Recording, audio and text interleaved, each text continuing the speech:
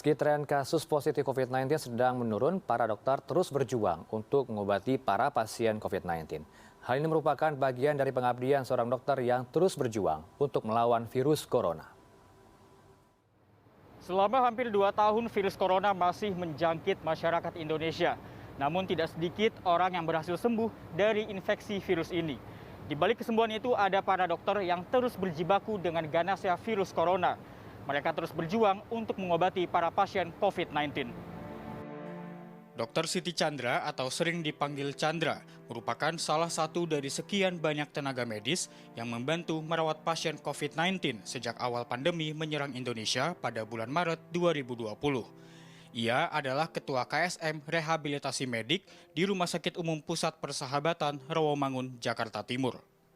Menurut Chandra, pada saat COVID-19 menyerang Indonesia hingga gelombang kedua pada pertengahan tahun ini, ia dan rekan sejawatnya harus rela tidak pulang ke rumahnya masing-masing dan harus tinggal di hotel tenaga kesehatan untuk beberapa waktu. Namun saat ini seiring dengan turunnya kasus positif COVID-19 di Jakarta, ia sudah dapat kembali ke rumah. Kalau tahun lalu di awal pandemi 6 bulan pertama itu kan kami kembalinya ke hotel nakes. Kami tidak ketemu dengan keluarga, otomatis stres juga lebih tinggi, menghadapi new emerging disease di mana penyakit yang baru yang kita sama-sama belum tahu. Pastinya kita harus bagaimana menghadapi sesuatu yang kita tahu, nyawa kita taruhannya gitu. Dan kami tidak ada keputusan pilihan untuk menghindar karena kami tempatnya di situ, di tempat pasien dikirim gitu. Irma Hidayana, koinisiator lapor COVID-19, mengatakan bahwa peran dokter sangat penting di masa pandemi COVID-19 karena dapat memantau dan merawat pasien COVID-19. Profesi dokter juga sangat mulia dan dapat dijadikan pelajaran bersama karena mempunyai dorongan untuk membantu sesama walaupun dalam keterbatasan. Para dokter ini bekerja itu bukan hanya karena profesinya, tetapi profesinya itu sudah masuk ke dalam hati. Bayangkan, yang mereka lakukan itu adalah menolong orang, menyelamatkan nyawa orang dengan mempertaruhkan kesehatan dan nyawanya sendiri. Menurut saya itu luar biasa. Makanya sangat tidak berlebihan apabila kita menyebut dokter dan juga tenaga kesehatan lainnya ya, mereka sebagai pahlawan di masa pandemi ini.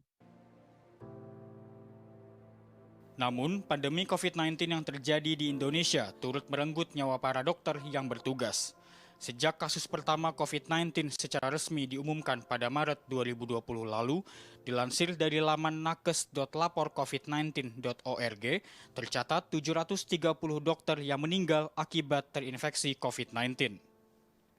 Paling tidak nyaman adalah saat kami harus merawat guru kami, saat kami harus merawat sejawat kami, yang kami tahu bagaimana baiknya dia, sehariannya dia, dan pandemi ini mengambil orang-orang terbaik kami. Chandra berpesan, walaupun sekarang kita berada dalam masa relaksasi, masyarakat harus tetap patuh terhadap protokol kesehatan, melakukan vaksinasi, dan juga menjaga daya tahan tubuh dengan menjalankan pola hidup yang sehat agar terhindar dari virus corona. Reza Siregar, Edwin Arman, Jakarta.